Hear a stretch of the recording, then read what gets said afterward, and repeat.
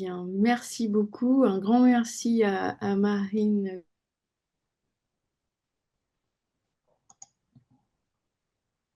Alors, vous m'entendez là? Oui, Oui, oui. Ça a un peu bugué. Bon, voilà. Excusez-moi, ça arrive parfois. Et un petit mot de présentation pour celles et ceux qui voudraient se rafraîchir la mémoire, parce que je pense que tout le monde vous connaît.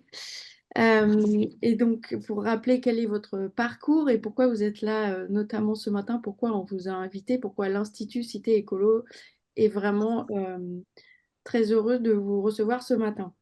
Alors, Marine, tu es juriste et avocate de formation. Tu présides l'association Wild Legal et tu es porte-parole du collectif Hors de question. Tu nous en reparleras tout à l'heure. Et depuis un moment, tu proposes des nouvelles réponses aux problèmes écologiques en t'inspirant de l'intelligence de la nature et la sagesse des peuples autochtones. Donc, on passera par la Guyane, si je ne m'abuse, tout à fait. pour le climat.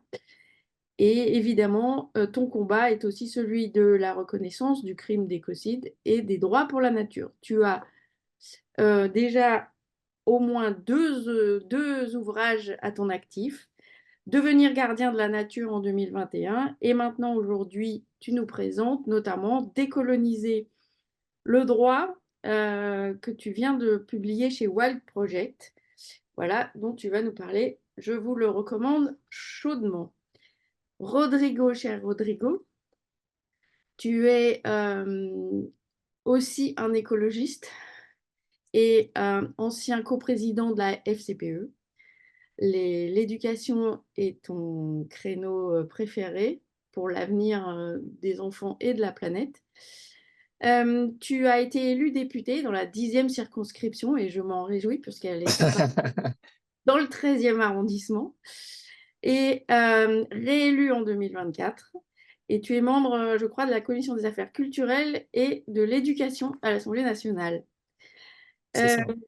Ton ouvrage, et c'est important aussi, c'est celui-là, Passeur de monde et député citoyen, tout un programme pour pratiquer un mandat citoyen. Tu nous en parleras tout à l'heure. OK. Sera aussi par l'Amérique latine, le Chili et même le Mexique. Donc voilà, on va beaucoup voyager et ce matin, nous sommes partout dans le monde. Alors, moi, ce que je voudrais, c'est que vous puissiez nous présenter vos combats, bien sûr, vos ouvrages et vos combats. Pour le vivant, c'est comme ça qu'on l'a intitulé parce qu'on a choisi cette priorité dans votre vision du monde. Et pour la construction d'une société écologique, puisque c'est aussi le dessein de l'Institut Cité écologique. Nous allons passer ce matin, en fait, par les fondements de cette société, la construction de cette société. Là. Désolée si ça coupe, hein. Donc, la fabrique de la loi, pour quand on est député, c'est l'objectif. Mais aussi, évidemment, l'évolution de ce droit et que Marine milite et est très active pour donner des droits à la nature. Donc, comme vous le savez, à l'Institut Cité Écolo, pour nous, les institutions sont le reflet de l'époque à laquelle ils ont été constitués.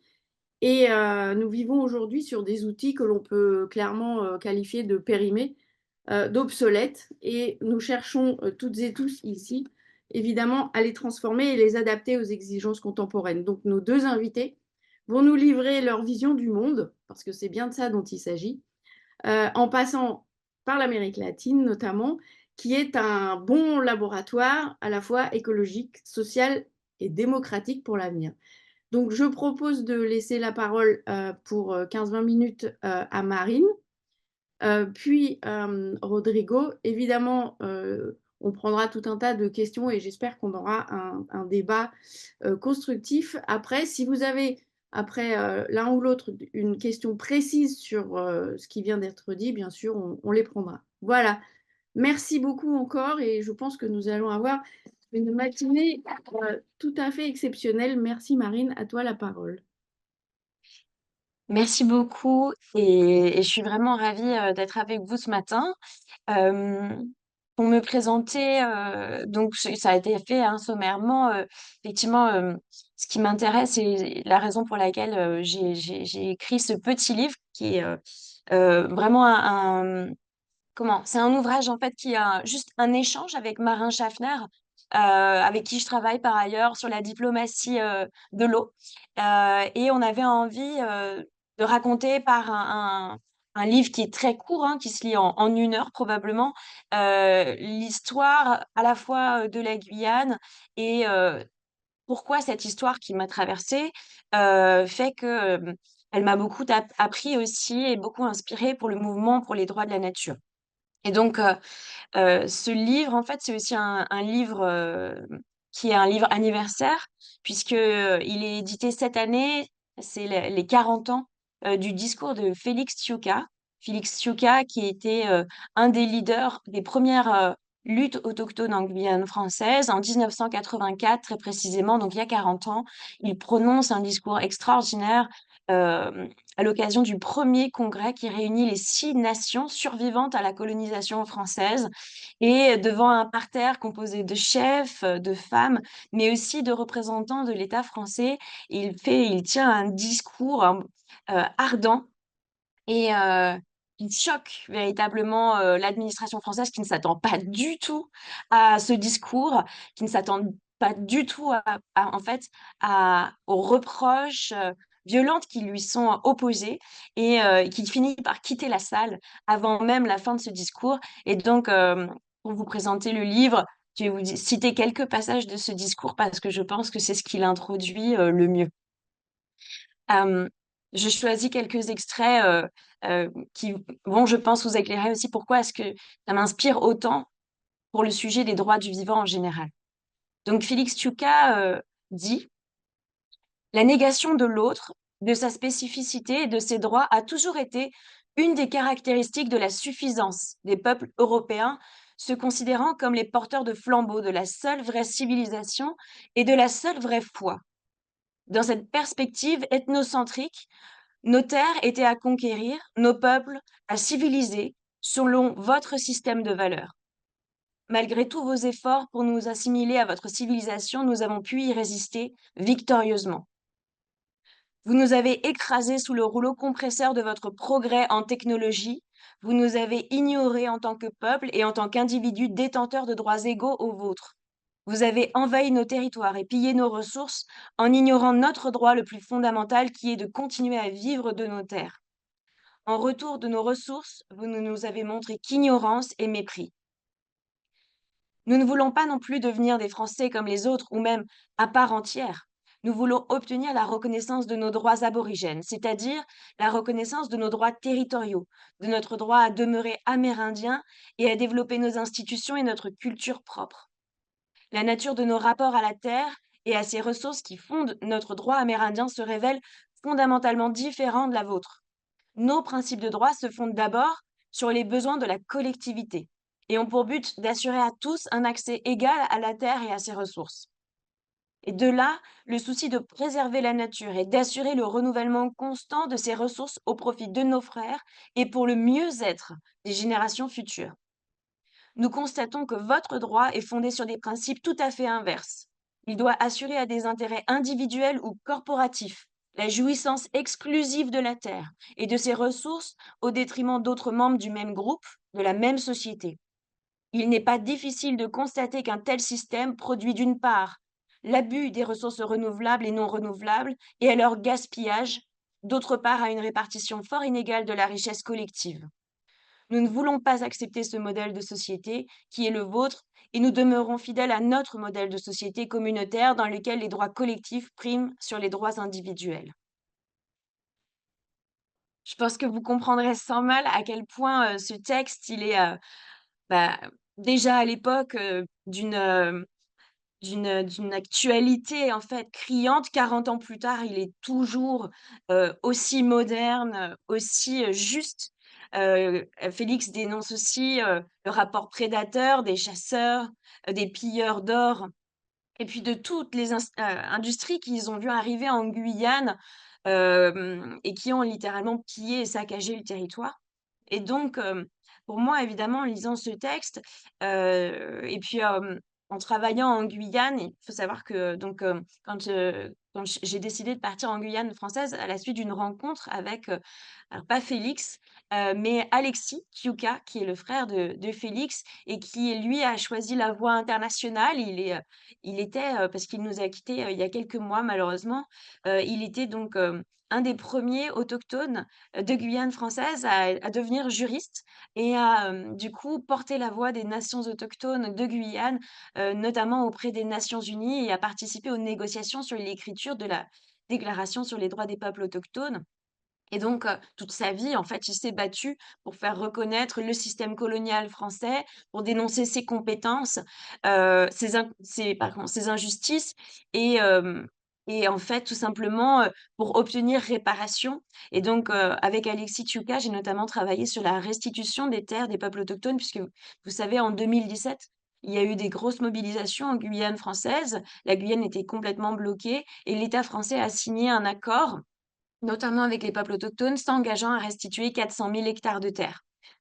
Et bon, bah, moi, ça a été un peu mon baptême du feu parce que j'y suis allée en tant que juriste et à la demande des organisations autochtones pour les soutenir, pour tenter de former un modèle juridique qui leur irait, puisque comme vous l'avez compris, ils ne reconnaissent pas la propriété privée sur la terre, ils ne reconnaissent que la propriété collective qui est vraiment au cœur de leur modèle juridique, ce droit communautaire autochtone qui protège le groupe. Justement, dans l'idée de ne pas individualiser la propriété sur la terre, de ne pas créer de déséquilibre, de ne pas justifier de prédation et de destruction. Et donc, bah, ma lourde tâche, ça a été aussi de travailler à élaborer ce modèle juridique visant à, poursuivre cet effort et tenter de trouver un modèle qui pourrait s'adapter, à être légal d'un point de vue de droit français et pour autant qui pourrait, totalement satisfaire leur vision du monde, leur cosmovision et leur volonté politique. Donc c'était pas, chose aisée et donc ce livre revient sur les impacts de la colonisation à l'époque, dans les années 80 et toujours aujourd'hui puisque malheureusement, le droit français a finalement très peu évolué, en 40 ans. Les peuples autochtones depuis 2017 notamment n'ont absolument pas obtenu restitution de ces 400 000 hectares de terre. Le processus est même, complètement au point mort, puisque, le Grand Conseil coutumier qui était en charge de mener ces négociations malheureusement, hem, est totalement sclérosé. L'État français, en fait, a construit un modèle juridique dont il savait pertinemment qu'il allait complètement paralyser les négociations. Et ça, c'est très intéressant parce que c'est quelque chose qui m'a beaucoup marqué, comment, le pouvoir colonial en place, en fait, agit, à dessein pour bloquer politiquement les négociations, pour empêcher, l'autodétermination des peuples. C'est très intéressant parce qu'il y a notamment, une revendication en 2017 qui était, d'obtenir la création d'un conseil autochtone, donc 100 autochtone, comme par exemple, pour le conseil kanak en Nouvelle-Calédonie et en fait, l'État français s'y est opposé bec et ongles et il a imposé au peuple autochtone de siéger à part égale avec les représentants Bushinengue, qui sont les représentants, des descendants d'esclaves noirs. Et l'État savait qu'en mettant 6 représentants autochtones et 6 représentants Bushinengue, eh bien ça allait de facto, polariser, les négociations, ça allait rendre impossible un choix sur l'attribution des terres et effectivement, c'est exactement la situation dans laquelle on se retrouve aujourd'hui et donc ça c'est un effet pervers que maîtrisent très bien malheureusement, que maîtrisent très bien nos institutions coloniales. C'est, de savoir comment manipuler, jouer des oppositions, enrayer en fait des mouvements d'autodétermination et bloquer toute avancée politique. Et donc forcément, en tant que juriste, bah, c'est extrêmement frustrant, parce qu'on se rend compte à quel point le droit peut vraiment être, un outil à double tranchant, un outil, qui peut être un formidable outil d'émancipation quand il est utilisé, à cette fin justement d'émancipation, de représentation juste, hem, ce travail à l'égalité entre les droits, à l'expression de ces droits. Et puis, il peut être un formidable outil d'oppression, très efficace aussi, pour empêcher justement cette émancipation et pour conserver, voire légaliser un statu quo et criminaliser ceux qui veulent faire bouger ces lignes. Et donc, ma réflexion dans ce livre, en fait, elle est en miroir, elle est, un constat, le constat d'un droit qui est un droit raciste et systémique, discriminant en Guyane française, heu et un droit qui aujourd'hui, au regard de ce que nous vivons, nous, juristes aussi en droit de l'environnement, amène à beaucoup de parallèles.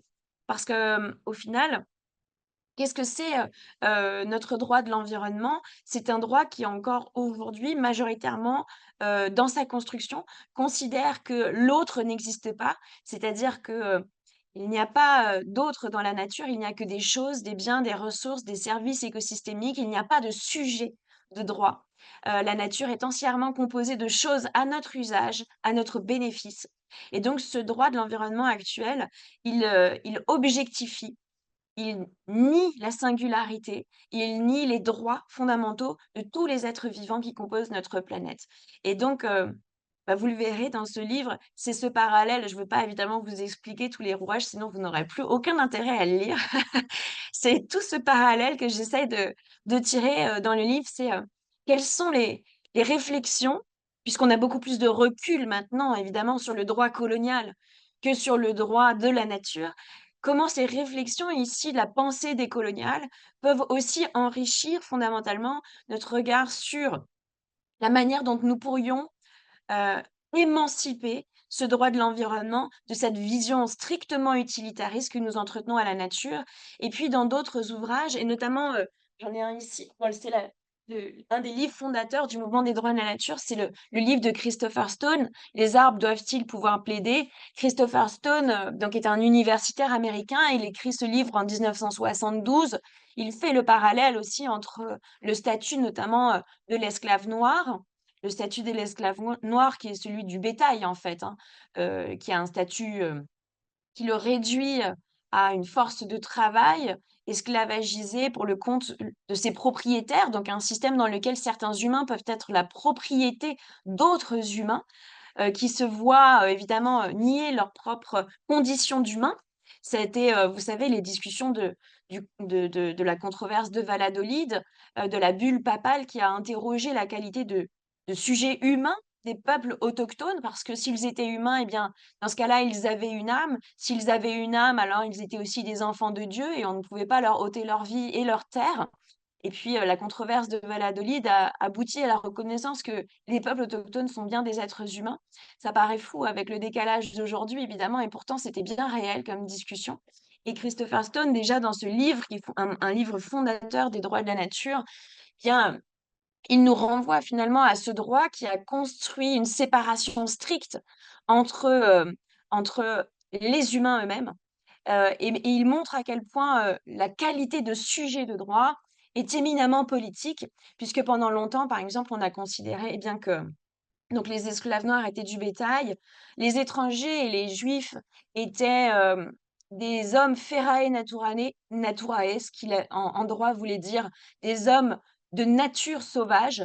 Et donc et même d'autres penseurs comme Émilie H notamment, donc des penseurs, des penseuses écoféministes ont fait le lien entre, Hem, les premières religions monothéistes et patriarcales et le statut, entre les femmes et la matière, les femmes qu'on essentialise, qu'on réduit à la matière environnementale, justement dans cette idée de leur dénier notamment, eh bien leur pouvoir politique, leur pouvoir et leur représentation en tant que sujet politique dans la société puisque vous le savez, les femmes pendant longtemps, n'avaient pas les mêmes droits que les hommes, je vous apprends rien, et n'étaient pas des membres à part entière de la société politique humaine. Et donc, voilà, c'est dans ce petit livre, que j'ai voulu aborder tous ces sujets-là qui sont, au maillage, en fait, de la question à la fois décoloniale, féministe et environnementaliste et de la question des rapports de force inégaux que, peuvent construire, en fait, qu'étayent même aujourd'hui, nos modèles juridiques et notamment notre droit de l'environnement pour justement, bien amener les lectrices et les lecteurs à se poser la question, de regarder aussi notre droit de l'environnement à travers ce prisme décolonial, parce que nous considérons aujourd'hui comme parfaitement banal le fait d'avoir colonisé l'ensemble des terres immergées de notre planète, à l'exception des pôles, et que nous sommes en train de nous poser la question, de coloniser les fonds marins avant même d'en avoir découvert, les fonctionnements et les richesses. Donc on est vraiment dans ce moment de l'histoire de l'humanité, je pense, on doit se poser la question de cette décolonisation, du monde naturel pour relaisser la place et des formes de coexistence possibles avec les autres êtres vivants qui peuplent ce monde également à nos côtés et qui n'ont malheureusement ni statut, ni droit et ni place en fait dans notre univers politique. Voilà, je m'arrête là. Merci beaucoup, Marine. C'est vraiment tout à fait passionnant comme réflexion. Tu vois, tu applaudis, même si tu ne l'entends pas. Donc, sauf à ce qu'il y ait une question particulièrement détaillée sur ce que vient de dire Marine, je renvoie au débat qu'on aura après. Rodrigo, je te laisse la parole pour ce qui est de faire le droit. Ah, vaste projet. Merci d'abord à Marine pour son intervention parce que c'est vraiment, je pense, l'enjeu de notre temps, en fait, de comment est-ce que on réfléchit le droit, c'est-à-dire les règles communes qui nous régissent, tout en intégrant dans nos réflexions, en fait, les évolutions de la planète et de notre civilisation aussi. Quand je dis civilisation, ça veut dire un peu ce que, je sais pas si c'est ce que tu disais, Marie, mais c'est un peu qu'il n'y en a pas une seule.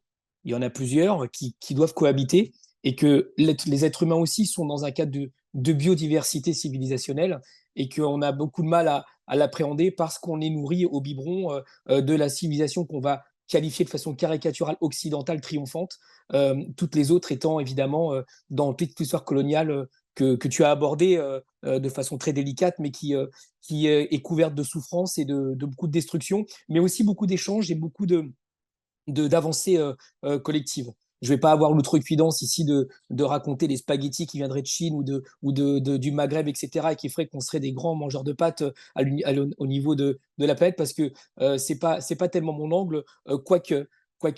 Moi, donc, je suis Rodrigo, j'ai effectivement été coprésident de la première fédération de parents d'élèves de France.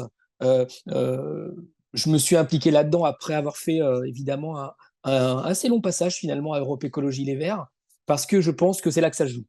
Je pense que l'écologie est quelque chose de central, et central dans la réflexion et aussi dans la réflexion qu'on doit avoir pour cohabiter, en fait, pour cohabiter et aller aussi sur des ruptures qui ne sont pas forcément dans la violence, c'est parce que je crois au temps long, mais qui nécessitent en tout cas d'être dans une bifurcation qui est inévitable, sauf à remettre en question, y compris l'existence même de notre espèce. Après tout, c'est pas très grave.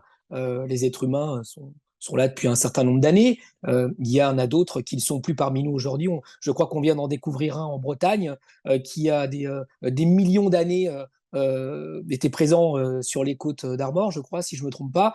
Il n'est plus là. Après tout, si l'espèce humaine disparaît, c'est aussi l'histoire de la vie. Mais je pense que nous avons la capacité en tant qu'espèce, parce que nous accumulons des connaissances, des savoir-faire, des savoir-être aussi, qui nous permettent de sortir un peu de ce schéma un peu mortifère qui n'est pas celui que nous appréhendons de façon naturelle, surtout quand on est papa ou quand on est, je pense, maman. Je suis que papa, j'ai que ce défaut-là. Et en l'occurrence, je suis multiple papa puisque j'ai 4 enfants, 4 garçons. Donc, inévitablement, en tant que père, ça interroge sur le rôle éducatif que je dois avoir avec eux, et notamment comment est-ce que je leur permets aussi d'appréhender le monde, évidemment, avec leur propre focale, mais aussi en étant les héritiers, d'une certaine façon, des chemins que nous avons pris les uns et les autres pour affronter le monde. Alors, pour ça, c'est pour cette raison que j'ai appelé ce livre Passeur de monde, parce que du haut de mes jeunes ou vieux 50 ans, ça c'est selon comment on se passe dans la focale, j'ai eu à passer par plusieurs mondes. D'abord, je suis un enfant qui est né au Chili, Donc évidemment, quand vous venez du continent sud-américain, même s'il y a beaucoup de points communs, notamment du point de vue du droit, puisque le code civil chilien, le code civil napoléonien, pour prendre c'est un peu ces repères-là, quand on arrive à Paris et puis en banlieue, eh ben, on passe de plusieurs mondes en fait. Et à chaque fois, on doit s'adapter et c'est bien normal qu'on s'adapte. Et le chaînon qui m'a permis en fait d'évoluer dans cette société nouvelle pour moi qui était la France, la société française, la République, la démocratie, et ce qu'on appelle maintenant les valeurs de la République, j'y reviendrai tout à l'heure, eh bien, fait que le seul outil institutionnel qui nous réunissait tous, c'était l'école. Pourquoi? Parce qu'en France, c'est pas le cas dans tous les pays du monde, on a l'obligation d'aller à l'école. Donc à partir de là, les enseignants sont des éducateurs, ce qu'on appelle des co-éducateurs, du point de vue de la fédération que j'ai co-dirigée. C'est une loi d'ailleurs que nous avons obtenue, la loi de la coéducation qui a été obtenue en 2015, c'est-à-dire qu'elle reconnaissait aux parents et aux enseignants la qualité d'éducateur des enfants et qu'il fallait évidemment travailler ensemble pour permettre à ces enfants de passer tous les mondes auxquels moi j'ai eu à faire face. J'ai évidemment, en tant que quinquagénaire maintenant, eh bien, connu aussi la chute du mur de Berlin, que mes enfants n'ont absolument pas connu, avec tout ce qui va avec. J'ai côtoyé beaucoup de personnes qui ont connu la Seconde Guerre mondiale, qui est aussi passé d'un monde à l'autre. Je pense évidemment, dans mon propos, à la Shoah, je pense à tous ces... Quand tu parles de négation de l'humanité, on est vraiment dans le cœur du... Et d'ailleurs, c'est un sujet d'une ardente actualité. Je passe de monde aussi, comme je l'ai expliqué tout à l'heure, de monde parisien au monde banlieusard, puis à nouveau monde parisien. C'est-à-dire que tout ça fait qu'on passe de monde en autre et qu'à travers cela, je parlais de mes enfants parce que je suis aussi issu d'une société culturellement machiste, voire phallocratique, patriarcale, qui est la société latino-américaine. C'est toujours pas fini d'ailleurs. Et qu'à ce titre-là, quand vous avez 4 garçons, eh ben, c'est un chemin que de leur expliquer que eh ben, le machisme, maintenant on a le phénomène MeToo, on a tout ça qui arrive, ce qui n'est pas un phénomène d'ailleurs, c'est juste une évolution normale de notre civilisation, je pense, c'est heureuse. Eh ben, on doit, comme disait le philosophe Derrida, se déconstruire d'une famille qui m'expliquait à l'âge de 15 ans qu'il fallait que je sorte de la cuisine parce que c'était pas la place des hommes. Donc tout ça, c'est un héritage. C'est pas grave, ça fait partie de ce qu'on est. Et la question, c'est comment est-ce qu'on travaille pour passer d'un monde à l'autre. Et je ne crois pas à la société du clash. Je ne crois pas à la société d'Instagram. Je ne crois pas à tout ça. Je pense que la démocratie, qui est notre bien commun, doit organiser la discussion comme celle que nous avons aujourd'hui. Une discussion qui se nourrit aussi des discussions des uns et des autres avec une sorte de bienveillance pour faire en sorte de construire du commun. Alors, pour revenir au livre, dans quel monde nous passons, moi j'identifie 3 choses qui sont assez centrales de mon point de vue, mais qui sont discutables et discutées d'ailleurs. Je pense d'abord à la question de l'écologie. Parce qu'on ne peut pas aujourd'hui concevoir une évolution de notre civilisation sans prendre en compte cette dimension centrale qui est évidemment sous-jacente à la prédation de la nature, à tout ce que tu as décrit tout à l'heure, à l'asservissement d'êtres êtres humains pour notre utilité. Tu as parlé d'utilitarisme clairement. Je pense qu'aussi nous avons changé de civilisation à travers une révolution technologique qui apporte autant de ruptures et de changements dans nos vies que l'a fait l'imprimerie en son temps, pour prendre cet exemple-là, ou la voiture plus tard, qui est le numérique. La technologie numérique a profondément bouleversé nos rapports, que ce soit nos rapports au temps, nos rapports à la distance, nos rapports aux autres, le rapport à soi-même et le rapport au monde. Donc si on ne tient pas compte de ces ruptures-là, je pense que si on ne comprend pas qu'on a changé de civilisation, c'est très difficile de se projeter dans ce qui vient, parce qu'il faut savoir aussi d'où on part. Ça, c'est le troisième volet, c'est la question des discriminations. Discrimination parce que on ne peut pas continuer à avoir une société qui continue à accepter les rapports de domination qui sont des rapports de domination hérités du XXe siècle. On ne peut pas continuer là-dessus, sauf à accepter une situation de violence comme celle que tu as expliquée tout à l'heure sur la Guyane, c'est-à-dire une violence d'abord physique, la colonisation, une violence institutionnelle, et aussi une violence démocratique, puisque quand on organise l'impasse, eh ben, c'est une violence extrême parce que ça crée aussi une confrontation qui peut redevenir physique derrière. Et donc, on est dans un cercle complètement mortifère qui ne permet pas de prendre en compte, je pense, ces 3 dimensions. Qu'on soit en France, en Guyane, au Mexique, au Chili ou en Chine, je pense que ces 3 dimensions sont celles qui sont non pas les moteurs de l'histoire, mais qui structurent beaucoup l'opinion et qui cristallisent aussi beaucoup les confrontations. Une fois que je dis ça, parce que je pense qu'il y aura beaucoup de choses qui viendront dans la discussion tout à l'heure, je me suis ce livre que j'ai coécrit, en fait, même si c'est moi qui le signe, je dis coécrit parce que c'est un livre qui réunit à la fois des discussions que j'ai entretenues avec des personnes qui ne sont plus là, notamment des philosophes, des auteurs de science-fiction, des lectures, en fait, des films que j'ai pu voir, qui nous renvoient aussi à la dimension culturelle, quand je parle de culture, là, au sens propre du terme, qui influence aussi nos visions. Et c'est une discussion qu'on a avec les auteurs qui le font. C'est aussi une discussion que j'ai avec les personnes avec qui je travaille. C'est pour ça que le premier livre que j'ai écrit, Comment faire entrer le 21e siècle dans l'école, c'est un livre que j'ai coécrit avec Nathalie Laville et avec Édouard Godot parce que d'abord, c'est des copains et que c'est je pense qu'on discute beaucoup avec ses copains parce que les copains au sens de Brassens, c'est aussi ceux avec qui on peut se permettre d'avoir des discussions qui ne sont pas vues sous l'angle de l'auto-restriction. On n'a pas peur du jugement. On ne se sent pas jugé avec les copains. On a le droit de dire des conneries aussi. Et je pense que c'est important aussi de se tromper. Et quand je vous dis ça, c'est que pour venir à l'école, c'est que l'école n'est plus le lieu de ça. L'élu n'est plus l'école de la discussion, l'école n'est plus le lieu de la délibération. L'école, comme disait Illich, soit on l'accepte parce qu'elle nous permet d'accepter d'être jugé par des bureaucrates. On est en plein dedans quand on est à l'Assemblée nationale. Mais c'est un lieu dans lequel les enseignants ne sont plus des bergers de lettres en convoquant Heidegger, qui permettent en fait aux futures générations de trouver leur propre chemin, leur propre voie, même en se trompant. Hein, on ne peut pas dire que les enfants d'hier ont fait parfois des choses formidables à l'âge adulte. Donc, vous voyez, un enfant peut se tromper parce qu'un adulte peut aussi se tromper. Et donc, cette place toute puissante d'un adulte doit aujourd'hui être questionnée, non pas pour remettre en question l'autorité, mais je pense qu'il y a une confusion entre autorité et autoritarisme, qui sont deux concepts différents. L'autorité, c'est une personne tutélaire qui nous permet de nous élever, donc de choisir notre voie, notre chemin, aussi nos visions. L'autoritarisme convient en fait d'avoir dans une classe ou dans un établissement, dans un espace institué, un rapport de domination, juste parce qu'il y en a un qui est adulte et l'autre pas. Du coup, ça m'amène à travers cette école à aller sur l'idée que les enfants et les jeunes sont un sujet politique à part entière. Un sujet politique à part entière, ça veut dire qu'ils ont des droits. Alors la France reconnaît ces droits, par exemple dans la Convention internationale des droits de l'enfant. Les jeunes ont des droits aussi, mais pas au même âge. Par exemple, à 16 ans, vous avez le droit d'aller travailler. Par contre, vous n'avez pas le droit de voter. À 18 ans, vous avez le droit d'aller voter, mais pas forcément le droit aux États-Unis de pouvoir le faire. Vous voyez, donc la question de l'âge aussi est centrale et que ça met en avant aussi la représentation qu'on a de la jeunesse en fonction des cultures, des pays, des civilisations dans lesquelles nous sommes. Et donc, je pense que les enfants et les jeunes ont un droit inaliénable qui est celui de pouvoir exprimer leur opinion et devenir un peu des commanditaires dans un rôle démocratique qu'on ne convoque pas à chaque moment électoral, mais de les faire participer et de les faire décider à des projets dont les élus ont l'obligation de mettre en œuvre, parce qu'après tout, ils peuvent aussi décider de ce dont ils ont besoin.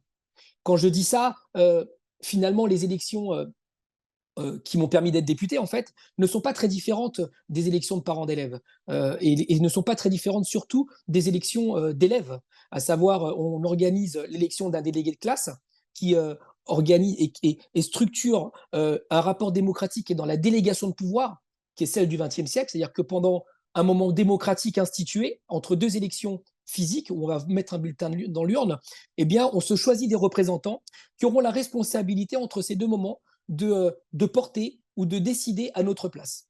Je pense que ce moment démocratique a vécu parce qu'il engendre des violences. Je pense que nous sommes dans un rapport démocratique où les citoyens, les citoyennes doivent pouvoir participer à ça. Et ça s'apprend.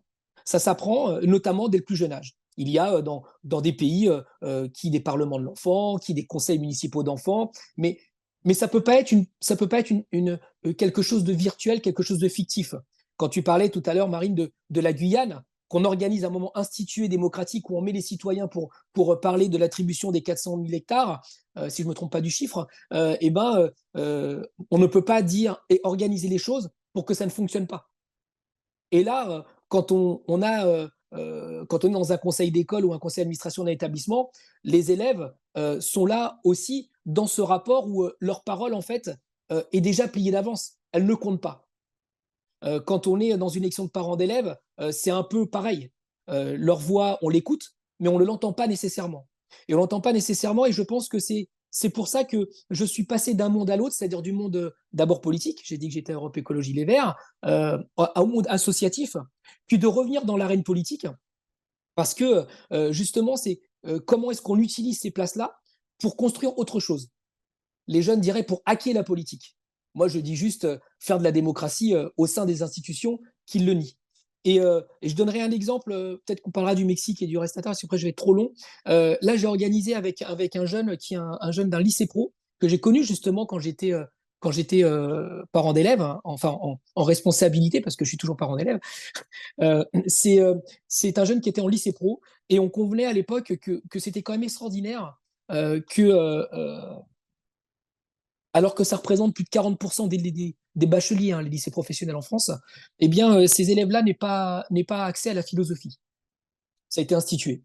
On leur a retiré la philo. Il n'y a que la seule discipline finalement qui leur permet d'avoir un rapport à eux, un rapport au monde, un rapport aux autres de façon conceptuelle, j'ai envie de dire, de réfléchir autrement que sur Snapchat, etc. Parce qu'on dit que les jeunes sont tous sur Snapchat, c'est pas vrai. Il y en a beaucoup qui lisent en fait, contrairement à ce qu'on pense. Il y en a beaucoup qui discutent entre eux aussi. Eh bien, on arrive à la conclusion que notre système éducatif sépare la tête et les mains. Et je pense que ce soit dans l'écologie, dans le numérique ou dans les discriminations, on ne peut plus avoir un système scolaire qui sépare en fait le bon grain de l'ivraie, les cabossés du système qu'on balance dans le pro parce que c'est les mauvais élèves, sauf que les mauvais comportements, qui ont les mauvaises façons de s'habiller, les mauvaises façons de parler, et que le lycée général reste réservé à celles et ceux en fait qui ont intégré les codes de domination de l'école et qui sont destinés finalement à être dans les bons métiers, c'est-à-dire les métiers qui sont propres et les autres les métiers qui sont sales. Je suis un peu caricatural dans mon propos, mais pas complètement. Pas complètement. Alors, avec Dylan, il s'appelle comme ça, il a un prénom, on a décidé de travailler avec l'institution scolaire, parce qu'y compris à l'école, tout ce que je suis en train de dire en termes de rapport de domination et d'outils institutionnels qu'est l'école pour les reproduire, en fait, est fortement remis en question et par les enseignants, et par les élèves, et aussi par les équipes de direction. Parce qu'ils voient bien que leur modèle arrive à bout de souffle, en fait, et qu'on a besoin aujourd'hui de le changer. On a besoin de remettre en question l'élitisme républicain, on a besoin de remettre en question la méritocratie républicaine, on a besoin de remettre en question, en fait, l'inversion de la responsabilité, à savoir que c'est celui qui n'a pas les bonnes notes qui est responsable de ses mauvaises notes. Vous voyez, là, vous pouvez faire des parallèles avec la gestion d'Emmanuel Macron, de l'inversion de la responsabilité sur les victimes de ce qu'il met en œuvre. Et donc, on a décidé avec lui de contacter des enseignants avec leurs élèves pour faire des propositions de loi. Et donc, ils ont bossé pendant plus d'un mois et ils sont venus les présenter. Alors, on devait faire à l'Assemblée nationale, mais inondation aidant, les canalisations de l'Assemblée nationale ont toutes pété, donc la salle qu'on devait occuper en fait était envahie par les eaux, comme quoi c'était un peu précurseur de ce qui se passe à Valence, c'est-à-dire que même l'Assemblée nationale aujourd'hui n'est pas en mesure de supporter des trombes d'eau qui tombent de façon rapide et excessive dans la capitale. Une fois que je vous dis ça, ça a été présenté, et ce que je peux vous dire par témoignage, c'est que les propositions de loi qu'ont fait ces lycéens, sans la présence du député Arenas, hein, ils l'ont fait eux-mêmes avec leurs enseignants, étaient d'une qualité, mais que même beaucoup de députés devraient s'inspirer. C'était techniquement bien, quasiment parfait. Après, il y a ChatGPT pour les remettre dans l'ordre si c'est besoin, parce que ça travaille très bien, ChatGPT, sur ces aspects-là. Et surtout sur le sujet qui était abordé. C'était des sujets qui étaient vraiment liés à ce qu'ils vivaient, à ce dont ils avaient besoin pour améliorer le lycée professionnel. Et je pense que quand vous avez des jeunes qui sont, comme j'expliquais, les cabossés des systèmes, ceux dont personne ne veut, ceux qui sont mis dans les voies de garage, ceux qui n'ont pas le choix de l'orientation, ceux qui sont y compris dans l'orientation genrée des filières scolaires, eh bien, quand ces jeunes-là sont capables de produire des lois qui sont du niveau de ceux qui ont fait le lycée général, je me dis que le système est à bout et qu'il faut aller vers un lycée unique. Un lycée dans lequel tous les enfants ont un tronc commun, et après, un 20 sur 20 en mécanique vaut autant qu'un 20 sur 20 en français. Et ça, c'est profondément ancien, parce que les mouvements d'éducation populaire le prenaient déjà au XXe siècle, mais qui n'a jamais été mis en œuvre, et je pense que c'est notre responsabilité d'aller vers ces sujets-là. Alors, pour conclure sur cet exemple-là, on s'est rendu compte que c'était d'une telle qualité qu'on a décidé d'aller plus loin et de passer du député citoyen, qui est le titre du livre, au citoyen député. Comment est-ce qu'on fait pour que ces jeunes deviennent députés? Et il y a un exercice officiel en République qui est connu, qui sont les rapports parlementaires. Donc, on a décidé de mettre en place bientôt, je pense que ça sera au printemps, que tous ces jeunes coécrivent un rapport parlementaire avec un sujet qu'ils décideront eux-mêmes. On auditionnera des experts, on auditionnera des personnes autorisées, des politiques y compris, mais surtout des personnes qui ont travaillé sur le sujet, pour que le sujet qu'ils auront choisi fasse l'objet d'un rapport parlementaire. Et je pense que si on réussit dans le cadre démocratique aujourd'hui à faire en sorte que les citoyens deviennent députés, d'abord ça permettra de dire que ce qui nous réunit, ce qui nous permet d'affronter en fait les choses, qui ne soient pas dans une violence instituée, il n'y a une seule méthode, ça s'appelle la démocratie. Et que faire l'exercice de la démocratie est quelque chose de central parce qu'on doit sortir de la délégation de pouvoir pour aller vers une coopération démocratique qui fasse en sorte que les citoyens se sentent non seulement représentés, mais qu'ils deviennent acteurs de leur propre devenir pour apporter des réponses aux contradictions qu'eux-mêmes ont identifiées et qu'on n'a pas identifiées à leur place. Merci Rodrigo. J'ai été long, Claire, je suis désolé peut-être, je Ça a n'ai pas été fait gaffe. parfait. Ah ok, très bien. Parce que comme je suis latino, j'ai tendance à être un peu volubile, comme tu le sais. C'est parfait.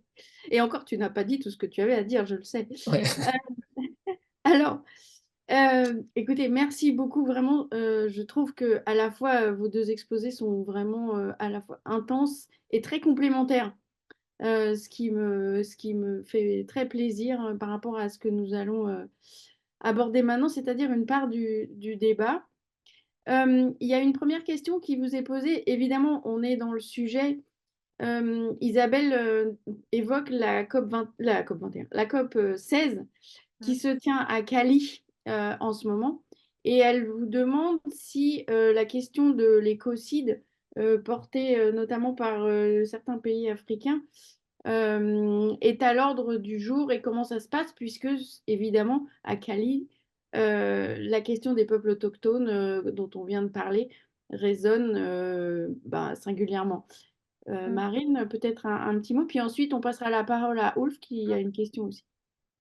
En fait, dans cette question, il y en a 2 si je comprends bien. Effectivement, sur, les négociations en cours à Cali sur la biodiversité, et grâce aussi aux efforts menés par la Colombie qui a vraiment annoncé d'entrée de jeu vouloir en faire la COP des peuples, et bien effectivement, on est en passe de créer un siège, dédié aux peuples autochtones. Il faut savoir donc, en complément, hein, d'information, c'est que les peuples autochtones aujourd'hui, donc ce sont les peuples qui, au regard du droit international, hein, sont les peuples qui se définissent comme tels, qui ont subi, des vagues de colonisation et ont, préservé et souhaitent préserver leur capacité d'autodétermination politique pour l'avenir.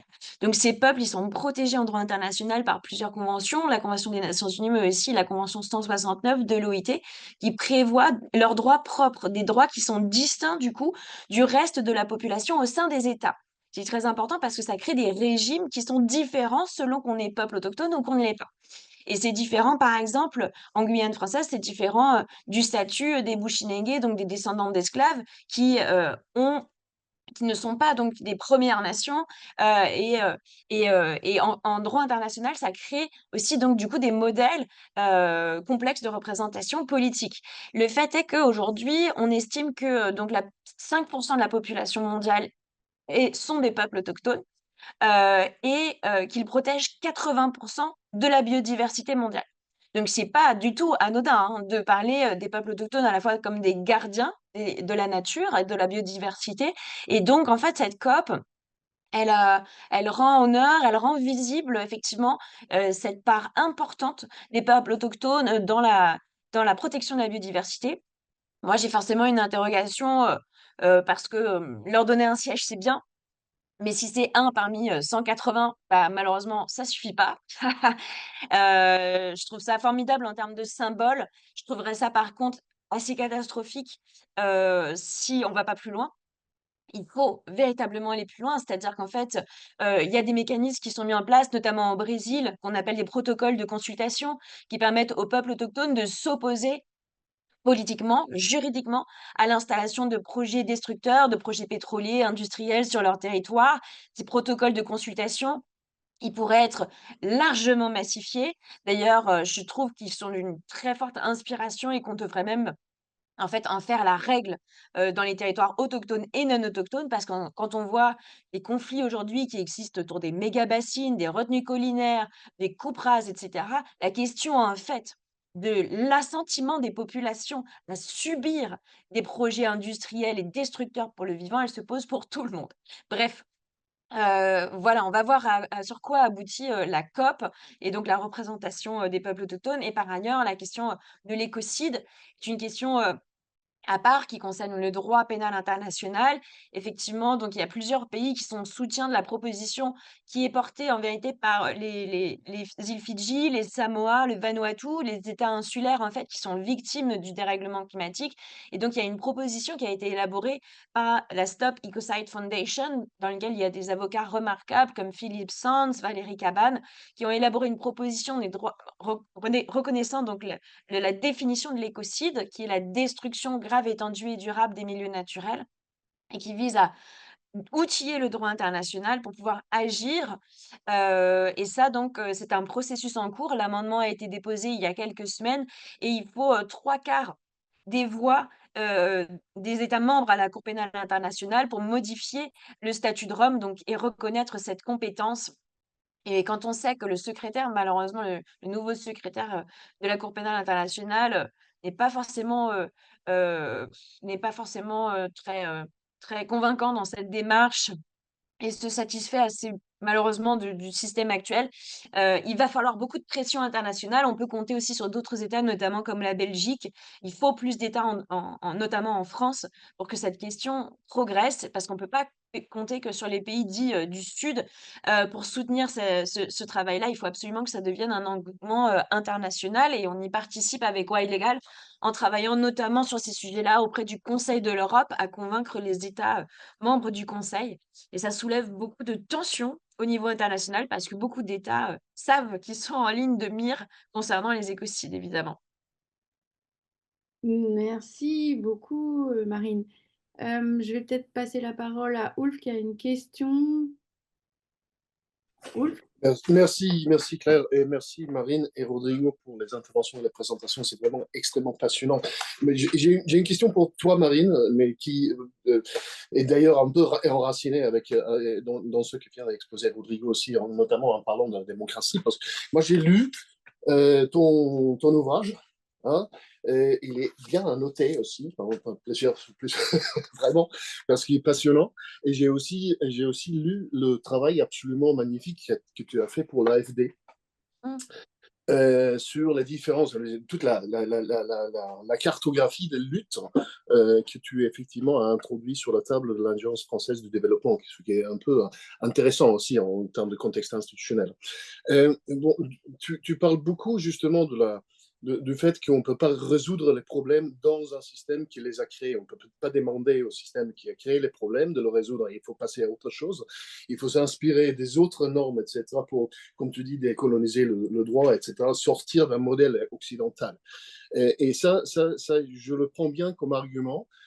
Par contre, il arrive un moment dans ton texte qui m'interpelle un peu, quand tu dis vers la fin, que de toute manière, le droit n'est que du papier, elle est tributaire d'un système de justice, etc.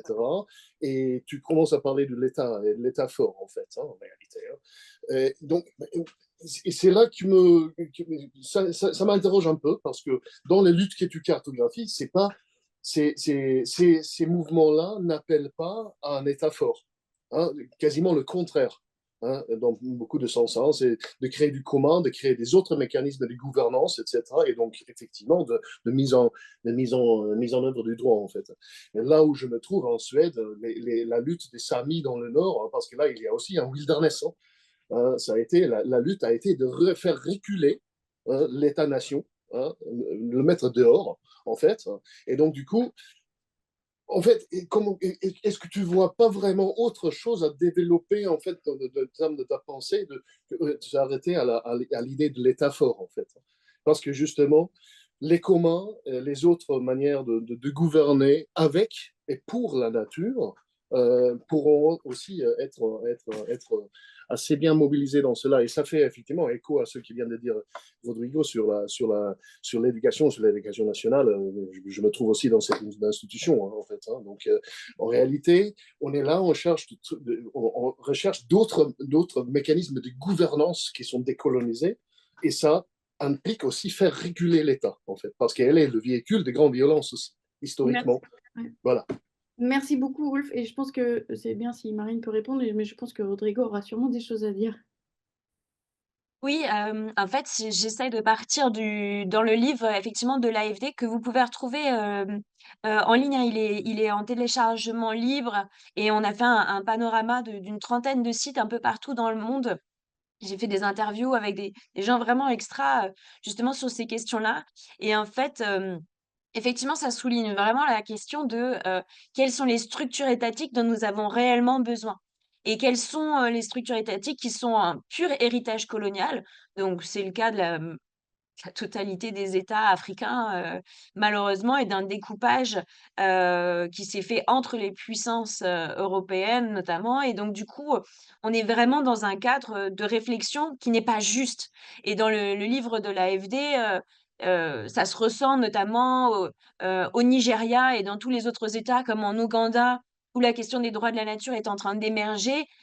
Le cadre national est absolument pas adapté pour penser ça et dans d'autres pays où les droits de la nature commencent aussi à apporter une réponse et notamment puisqu'on en parlait à l'instant, la Colombie, c'est extrêmement dur parce qu'en fait, la Colombie, c'est un État qui sort d'une guerre civile monstrueuse dont les institutions sont gangrénées par la corruption, à une violence endémique catastrophique et donc une capacité de mobilisation. Enfin, moi, j'y suis allée il y a pas si longtemps, justement pour rencontrer les leaders de ces luttes autochtones et des luttes pour les droits de la nature. C'est une catastrophe.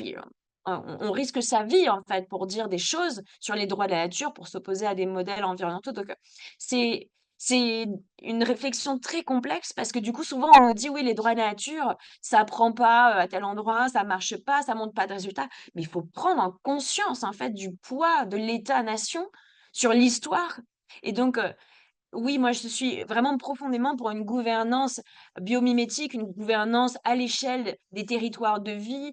Je suis très intéressée par les questions de biorégionalisme parce que je pense que c'est quelque chose de très, très inspirant dans la manière de penser et d'ailleurs, hem, en Colombie, au Brésil, ces mouvements sont très forts et ils permettent véritablement, notamment en Colombie, le biorégionalisme est porté, mais aussi aux États-Unis, hein, par, de nombreux penseurs pour repenser une gouvernance à l'échelle des structures vitales et donc tout ça, ça fait vraiment un sens. Il y a pas eu de convergence trop à ma connaissance pour le moment entre tous ces différents courants de pensée. Nous, on y travaille alors dans un autre contexte assez improbable, c'est celui de la réécriture, du SCOT de Bordeaux Métropole. Oui, bah, alors Bordeaux, pourquoi Bordeaux? Mais parce que Bordeaux Métropole est en train de se rendre compte qu'ils sont en train de métropoliser et donc de recréer les mêmes problèmes qu'à Paris, mais autour d'une autre ville. Et donc ils se posent ces questions de biorégionalisme, de vivre, dans le cadre de justement dans d'autres formes de développement et cetera. Et donc, en fait, à toutes les échelles, nationales et locales, cette question de la gouvernance, elle est essentielle et je trouve que le mouvement des droits de la nature apporte des réponses, pas forcément toutes les réponses, mais apporte certaines réponses pour penser la gouvernance, justement pas à travers uniquement les yeux des êtres humains, pas à travers uniquement des besoins, utilitaristes et extractivistes, mais au contraire à travers ce biorégionalisme et cette cohabitation pacifique avec les autres êtres vivants, qui permet de trouver des clés complémentaires à ce que tu as dit, c'est-à-dire, une remise en question en fait, d'un État, globalisant et colonial. Oui, bravo, merci. Rodrigo, tu voudrais peut-être rajouter quelque chose? Bah, en fait, la question qui est posée, elle amène à beaucoup de choses. En fait, là, il y a d'abord ce que pose Marine sur la question de sortir de la décolonisation, en fait, qui n'est plus une décolonisation de, de, de troupes ou de personnes qui viennent d'Europe pour aller, comme c'était la Colombie, hein, ou ça peut être aussi dans d'autres pays, sur d'autres continents, c'est pas tellement le sujet. La colonisation n'est pas le monopole de la France. Ça se saurait. Moi, je pense que derrière tout ça, il y a surtout une question d'éducation aux enfants. Sortir de ça, une loi, en fait, ça change un comportement, ça interdit, ça autorise, mais ça change pas une mentalité. Une mentalité, je pense que ça prend 2 générations. Et c'est pour ça, d'ailleurs, que je pense que quand tu as un môme qui arrive à 3 ans à l'école et qui en sort à 16 ans, on va dire 18, donc dans le meilleur des cas, donc Ça fait 15 ans. On espère que quand il sortira de l'école au bout de 15 ans, notre génération lui aura transmis un certain nombre de valeurs, un certain nombre de comportements, un certain nombre aussi d'appétences qui feront qu'il sera un adulte qui pourra s'insérer dans la société en respectant ces valeurs-là et qu'on a une petite chance qu'il transmette ça aussi à ses enfants. Donc, on a 2 générations, globalement 25-30 ans, dans lesquelles on peut espérer changer un peu de mentalité, mais ce n'est pas évident. Il y a encore, malgré toute l'histoire dure de notre pays, il y a encore des personnes qui sont antisémites alors qu'on leur a appris que c'était illégal. Il y a encore des personnes racistes, il y a encore des personnes machistes, il y a encore des violeurs, enfin, ça existe encore. Donc la question, c'est que comment est-ce qu'on change une mentalité? Il faut accepter le temps long et c'est très difficile parce que les sujets qu'on aborde sont dans le temps court. Donc il y a une asynchronie d'une certaine façon entre les exigences que notre temps nous impose et le temps long qui est nécessaire pour y faire face d'un point de vue mondial, j'ai envie de dire, et d'un point de vue éducatif. Alors, quand je dis ça, par exemple, nous, écologistes, devons nous interroger. Parce qu'aujourd'hui, ni l'école, ni la société ne parlent de décroissance. Et pourtant, c'est indispensable. On ne peut pas continuer à maintenir nos modes de vie, qui sont des modes de prédation, et des formes néocoloniales de se mettre en place. Quand je dis néocolonial, ce n'est pas au sens du XXe siècle. Quand je dis néocolonial, c'est par exemple, moi je suis député parisien, pourquoi est-ce que quand on dit il faut des voitures électriques, c'est un problème? Parce que quand vous allez dans le désert d'Atacama, où vous produisez le lithium qui est nécessaire pour les batteries électriques, on est en train de provoquer un écocide de par nos propres modes de vie. Et que, y compris dans les pays, entre guillemets, colonisés, ils aspirent aussi, parce qu'ils ont été éduqués comme ça, à aller vers le mode de vie qui est le nôtre, qui est une impasse. Et on ne peut pas le reprocher. On ne peut pas leur reprocher de ne pas avoir chaud l'été, alors il faut mettre la clim. On ne peut pas leur reprocher, comme à Mexico, de prendre la voiture parce que c'est un signe extérieur de réussite, donc on ne prend pas le métro. Moi, quand j'ai pris le métro, franchement, il n'y avait que des travailleurs et des travailleuses pauvres dans le métro. Les gens qui étaient classe moyenne, voire haute, mais jamais de leur vie, ils prennent le métro. C'est très rare. Parce que c'est conçu comme un mode de transport qui, pour nous paraît évident à Paris, parce qu'il y a des métros, des stations de métro partout. Mais quand vous êtes dans d'autres pays, la culture locale est aussi quelque chose qu'il faut appréhender. Donc, si nous ne parlons pas, nous, de décroissance, personne ne va le faire à notre place. Et pour ça, c'est indispensable. C'est indispensable. C'est même central. C'est central pour permettre justement sur le temps long de changer cette mentalité, pour changer les comportements et changer finalement ce qu'on s'autorise individuellement et collectivement à faire. Donc, tu vois, quand on parle de l'AFD avec la sous-représentation des peuples autochtones, mais c'est aussi quelque chose qui existe dans les autres pays. Quand je vous parle du désert d'Atacama, évidemment que quand l'exploitation du lithium est un sujet, mais les pays qui en sont les exportateurs, je pense dans le triangle Bolivie, Chili, Argentine, ils souhaitent aller vers cette exploitation parce qu'on les paye pour ça. C'est-à-dire qu'ils ont une rente à l'extractivisme qui permet justement à ces sociétés de se maintenir, et y compris de maintenir, entre guillemets, les démocraties, parce que ça coûte de l'argent, une démocratie. Donc, vous voyez, tout ça est quelque chose de complexe à mettre en œuvre. Et comment est-ce que nous, on fait en sorte qu'avec l'école, on explique que la décroissance est nécessaire parce qu'on ne paye pas ni le coût environnemental, ni le coût social que provoque dans ces pays qui ne s'en défendent pas pour des raisons juridiques, parce que nous voulons préserver des modes de vie qui aujourd'hui sont obsolètes et désuets. Non pas obsolètes et désuets parce que c'est has-been d'avoir une voiture du XXe siècle. D'ailleurs, c'est hype et voilà, c'est cool d'avoir des vieilles voitures maintenant. Mais ce que je veux dire, c'est que c'est obsolète parce que ce n'est pas soutenable. Parce qu'aujourd'hui, les projets, les business plans, par exemple d'Airbus, ne sont pas soutenables. On ne pourra pas avoir autant d'avions à construire que ce que permet la planète sur les 20 ans qui viennent. Donc, c'est-à-dire que, y compris nos propres modèles économiques à nous, reposent sur des chimères, sur quelque chose qui n'existera pas. Le problème, c'est que ça fait sens, parce qu'il y a une croyance. Je parlais tout à l'heure de l'école qui reposait sur l'élitisme républicain et la méritocratie républicaine. Statistiquement, ça n'existe pas. Ce n'est pas une réalité. L'élitisme républicain n'est pas une réalité statistique. La méritocratie républicaine n'est pas une réalité statistique. Mais pour autant, c'est ce qui permet de faire tenir le système éducatif français. C'est-à-dire que si vous retirez l'élitisme et vous retirez la méritocratie, ça s'effondre parce que on ne sait plus pourquoi on va à l'école. On met nos gamins à l'école parce qu'on espère qu'ils seront mieux que nous, parce qu'on espère que, etc., etc. Il y a des espérances. C'est un système de croyance. Et il va falloir que nous, écologistes, on développe un autre système de croyance qui sera une alternative positive dans tout ça. Il y a des choses qui existent. Hein. La question, c'est il y a plein de dispositifs qu'on peut identifier, mais une série de dispositifs, ça ne fait pas un système scolaire. Et si on n'est pas capable de faire un système scolaire qui réponde à ça, on va avoir beaucoup de mal à le traduire juridiquement derrière. Et je vais vous donner 2 exemples là-dedans. Moi, je suis un militant depuis l'âge de 16 ans sur la gratuité scolaire.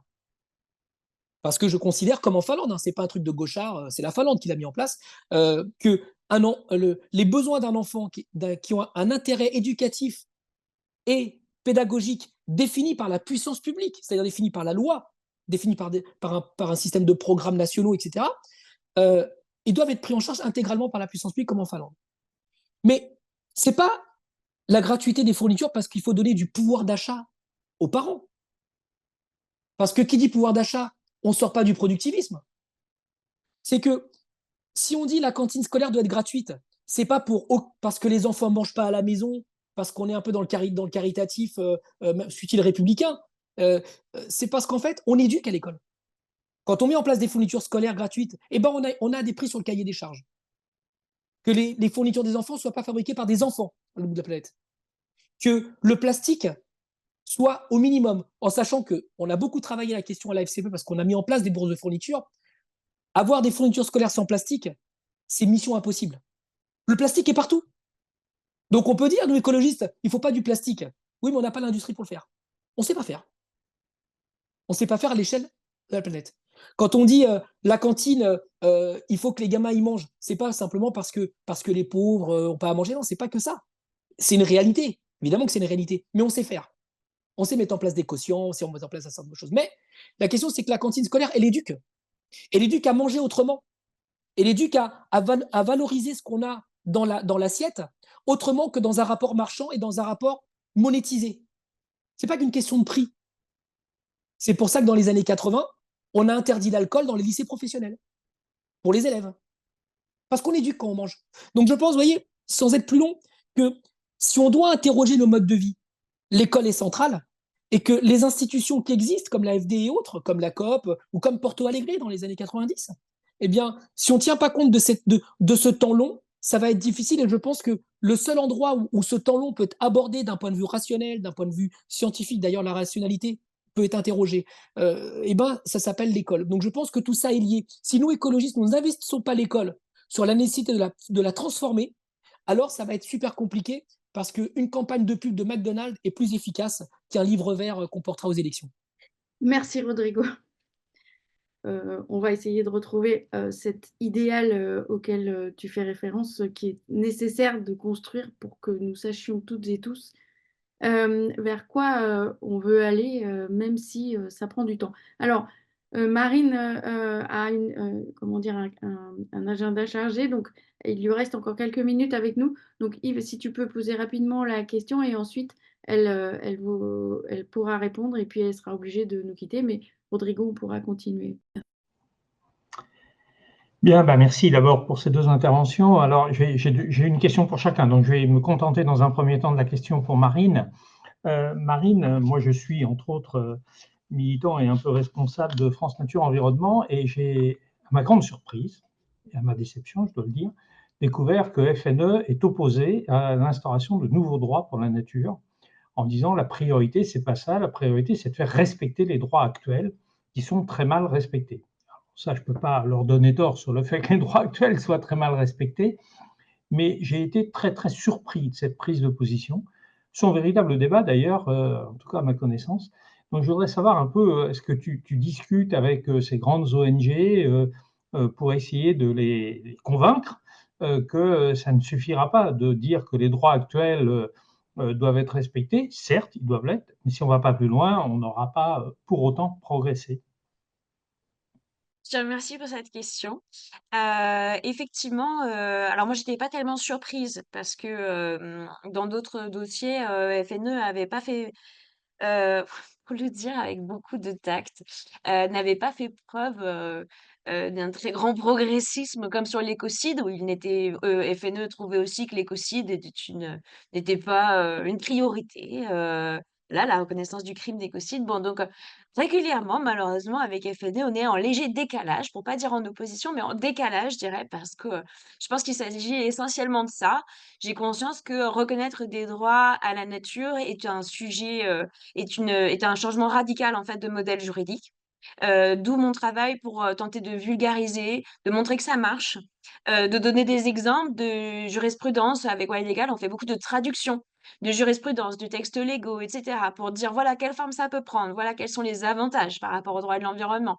On ne dit pas que les droits de la nature vont remplacer le droit de l'environnement, ou le droit actuel. Ce qui s'est passé dans tous les pays du monde, c'est que en fait, les droits de la nature sont venus compléter, sont venus donner une stabilité plus forte, en fait, à notre modèle de protection de la nature. Et en Équateur et ailleurs, c'est comme ça que ça marche. Aujourd'hui, le juge a du coup d'autant plus de poids dans ses décisions et les institutions publiques et les représentants de l'État sont tenus par la Constitution de respecter les droits fondamentaux de la nature. Et donc, pour en venir à ta question, oui, on discute avec beaucoup d'associations. C'est pour ça aussi que chaque année, on fait des procès simulés, des procès qui nous permettent à la fois de travailler avec les organisations de terrain qui ont l'habitude d'utiliser du droit conventionnel et en travaillant avec eux, bien de leur montrer aussi, grâce à ce partenariat qui sert d'une part à former les étudiants, à donner de nouveaux outils aux associations qui travaillent sur le terrain et à sensibiliser l'opinion publique par nos procès, eh bien, on tente justement aussi de faire des liens avec ces ONG, celles qui, n'ont pas encore dans leur plaidoyer introduit les droits de la nature et chaque année, on voit de plus en plus d'ONG qui viennent à ces sujets-là. D'ailleurs, bon alors, pour la petite histoire de FNE, moi je crois que ça concerne surtout FNE national, donc plutôt le bureau en fait. Il y en a même au sein du bureau d'ailleurs qui sont pas d'accord avec ça puisque j'en parle avec eux assez librement. On est dans des groupes de travail, notamment à l'Office français pour la biodiversité.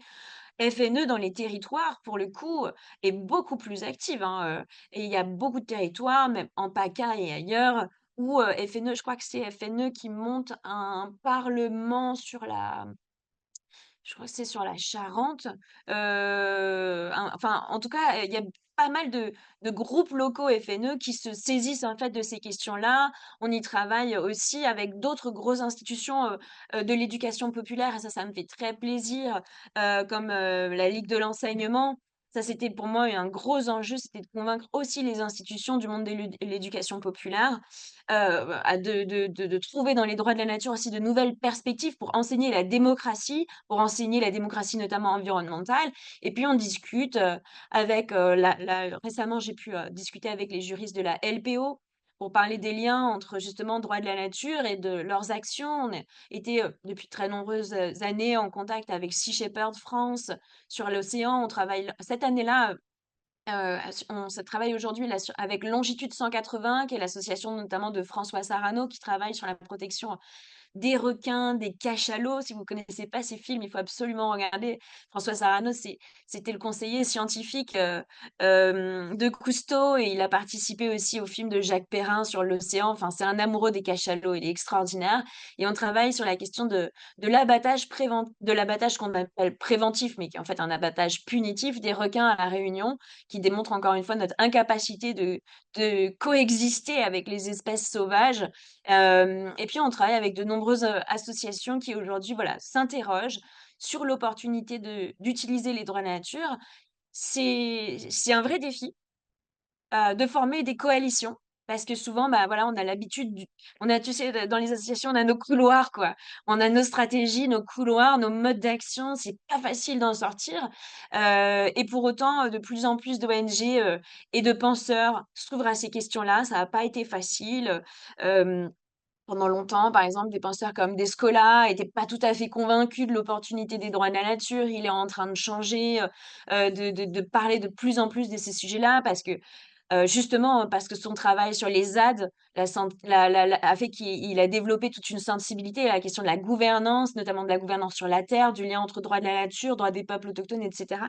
Donc en fait, Mais comme disait Rodrigo, il y a une part d'éducation. On peut pas amener des changements radicaux comme ça sans se dire oui, c'est du temps long. C'est du temps long. C'est un combat de temps long. C'est comme voilà la lutte pour les droits humains en général, pour les droits des femmes. Combien de siècles ça a pris pour aboutir à la reconnaissance des droits les plus élémentaires et basiques des femmes. Enfin, c'est impressionnant. Et pour le coup, il a fallu beaucoup d'espoir et de vision de long terme pour maintenir son engagement. C'est le cas pour nous aussi. On est, en revanche, on a un vrai devoir aujourd'hui face à l'urgence écologique, c'est de rassembler le plus possible pour vous quitter sur des paroles un petit peu et vous dire moi ce qui est mon espoir aussi politique, hein, c'est que voilà, dans 2 ans, on a face à nous des élections présidentielles. Je suis pas encartée aujourd'hui, donc j'ai la liberté de dire que j'espère qu'il y aura une grande alliance qui nous portera aussi à la révision de la Constitution. Je dis ça parce que, comme j'ai beaucoup étudié le modèle équatorien, mon rêve, ce serait que comme en Équateur, on tente de tourner la page de cette crise des institutions, de cette crise politique et économique qui nous frappe, par, une réflexion commune sur une nouvelle constitution, sur les nouvelles institutions dont nous avons besoin. J'espère qu'à cette occasion-là, comme en Équateur, les citoyens seront saisis de la question des droits de la nature pour la mettre au centre d'une nouvelle constitution écologique. Et j'espère à cet instant-là, nous aurons réussi à créer une coalition des plus grosses organisations françaises, comme FNE, comme beaucoup d'autres, qui ont rien lâché, ces dernières décennies pour faire progresser le droit de l'environnement et qui, je pense, comme beaucoup et comme nous aussi chez Wild Eagle, partagent ce constat d'échec, aujourd'hui, que le droit ne va pas assez loin, qu'il n'est d'une part pas appliqué, pas respecté, pas valorisé, que de plus en plus de protecteurs de l'environnement sont criminalisés et que ça, on est dans un cul-de-sac politique qui fait qu'on doit avoir une réponse radicale aujourd'hui, une réponse radicale et progressiste, c'est-à-dire aller vers un sens d'une révision profonde, d'une remise en question profonde des causes de cet échec. Et donc, cette remise en question profonde, elle nécessite, pour moi, de poser la question des droits fondamentaux et d'élargir cette question de la représentation politique, de cette reconnaissance fondamentale, de ce lien qui nous lie au milieu naturel grâce à un nouvel outil constitutionnel qui permettrait de renforcer, comme ça a été en Équateur, fondamentalement le pouvoir d'agir des citoyens. Parce que et je vous invite vraiment aussi à lire le livre qu'on a écrit avec l'AFD, qui est certes pas l'institution la plus progressiste qu'on connaisse, mais qui m'a fait confiance et j'en suis très heureuse sur ça.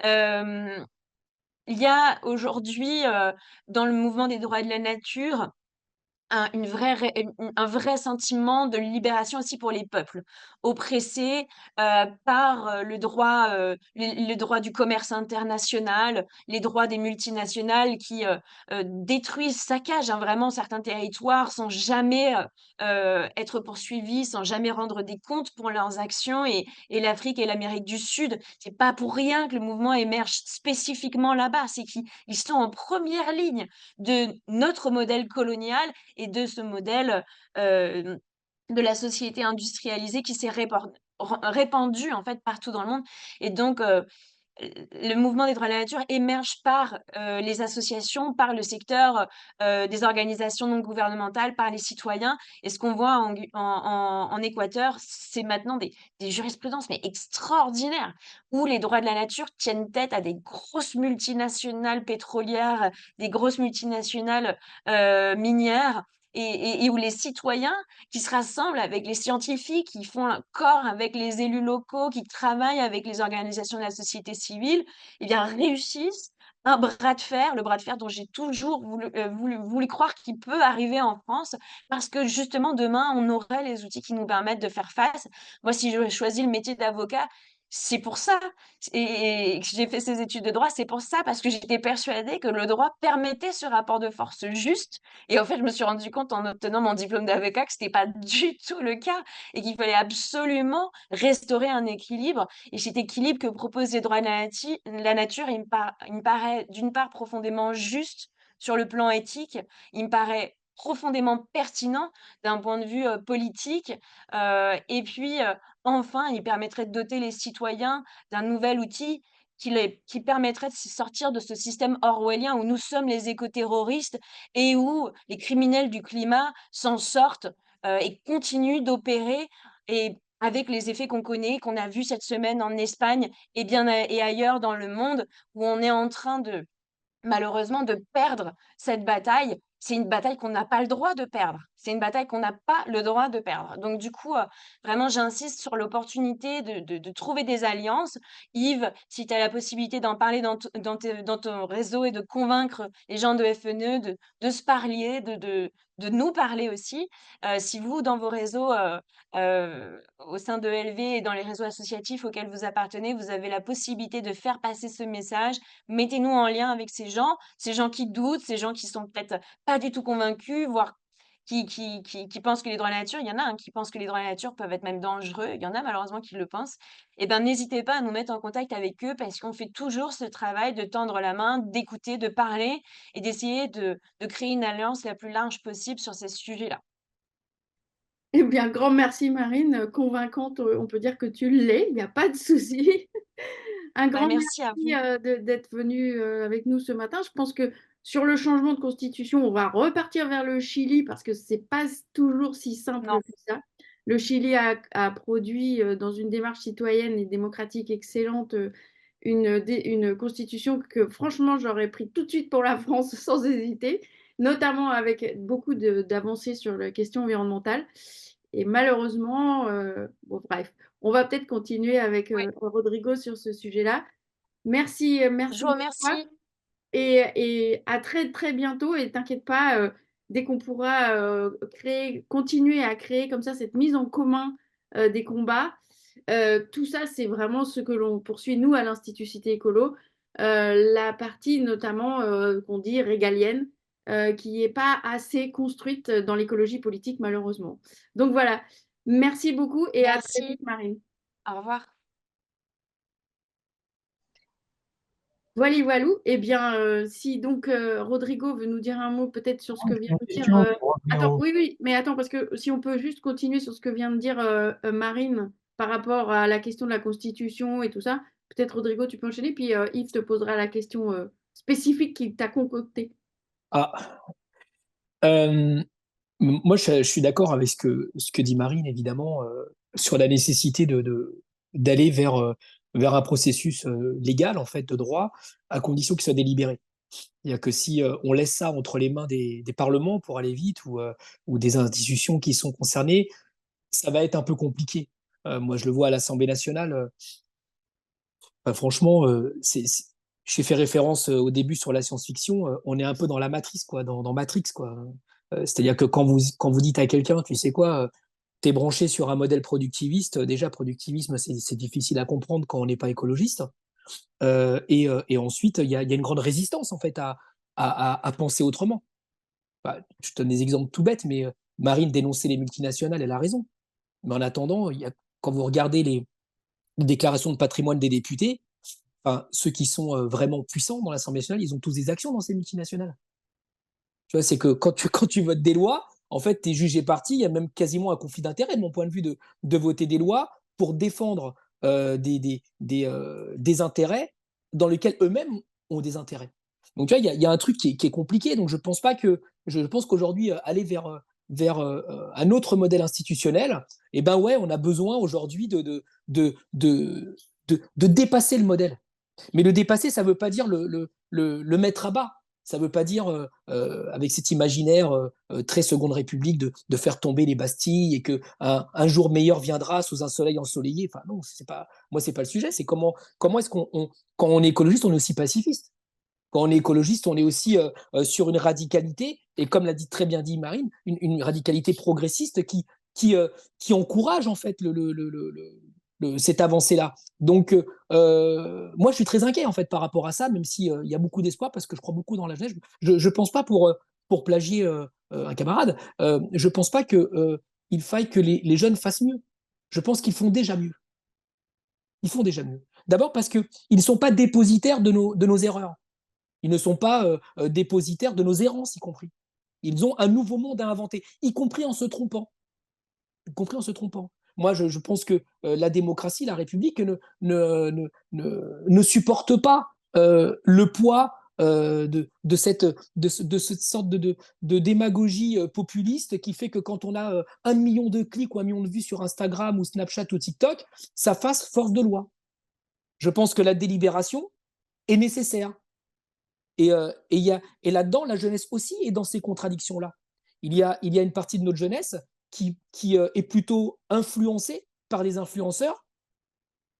Et en face, il y a des jeunes comme Marine et d'autres qui sont dans une réflexion, qui sont dans une mise en perspective à l'aune de discussion et à l'aune de l'interaction entre des personnes qui sont très éloignées les unes des autres. Et je pense que c'est ça le chemin à suivre. Le chemin, mais pas un chemin à la Mao, ce n'est pas une longue marche, un chemin qui se nourrit des affluents. Parce que c'est ça aussi la difficulté, c'est comment est-ce qu'on sort de cette logique dans laquelle nous sommes. Et je sais, je ne réponds pas complètement à ta question, mais c'est un peu ce que ça m'amène dans la réflexion, qu'on sorte de cette logique où il y a un grand fleuve, une grande autoroute, fût-elle asphaltée ou fût-elle avec de l'eau, dans lequel on ne puisse pas échapper autrement que dans un truc de débordement.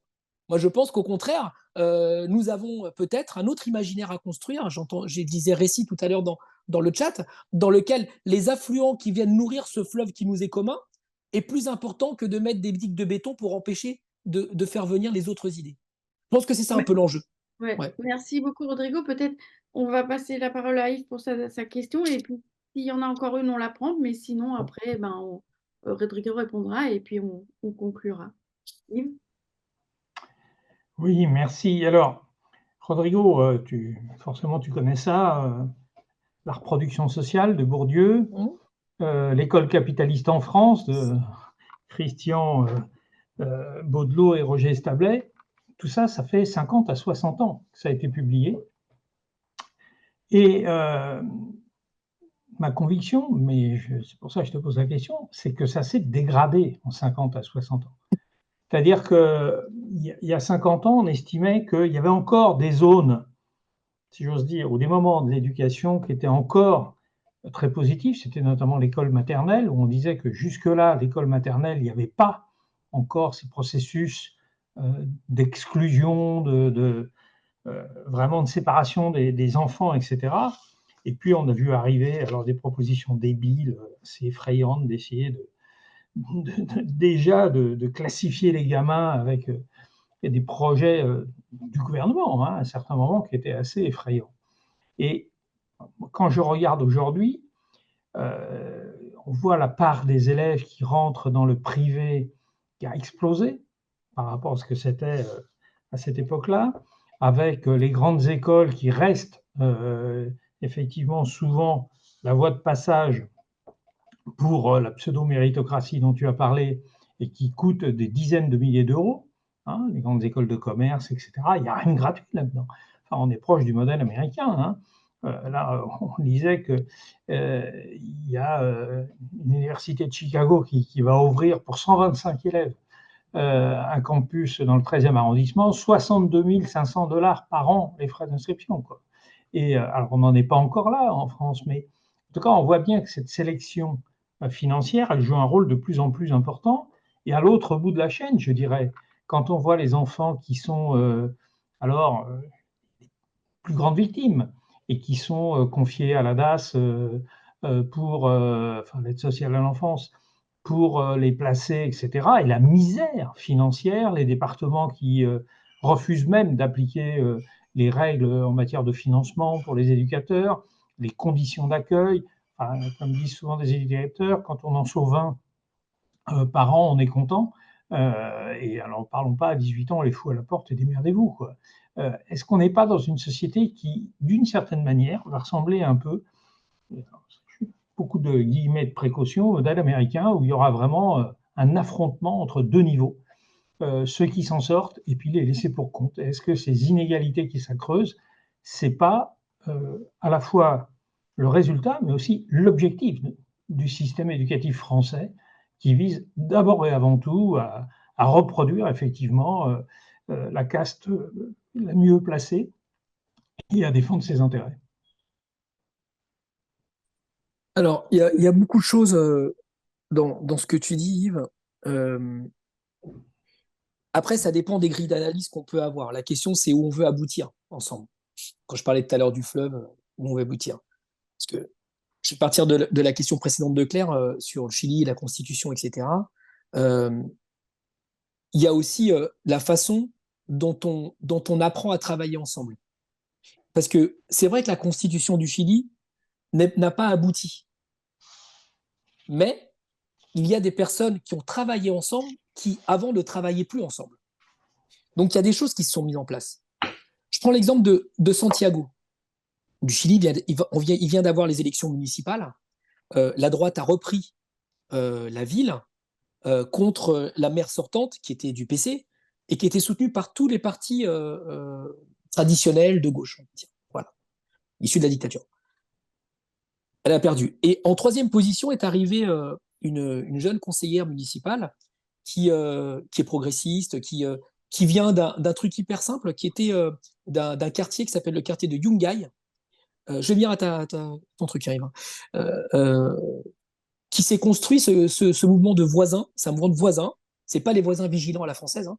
C'est un mouvement de voisins qui, pour lutter contre la prédation immobilière des multinationales, a permis de préserver légalement un quartier historique de Santiago.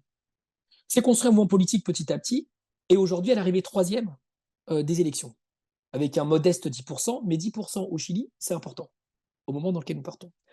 Alors, c'est ça parce que tous ces gens dont on parle, ils ont appris à travailler ensemble, et ils doivent faire l'expérience, de mon point de vue, qu'une constitution, ce ne sont pas 160 lois. Parce que beaucoup de ce qui était dans la constitution étaient des lois. Et tout le monde avait une bonne raison de ne pas voter la Constitution dans tout ce qui était dedans. Une Constitution, en France, vous savez, c'est peu d'articles. Et après, il y a la loi.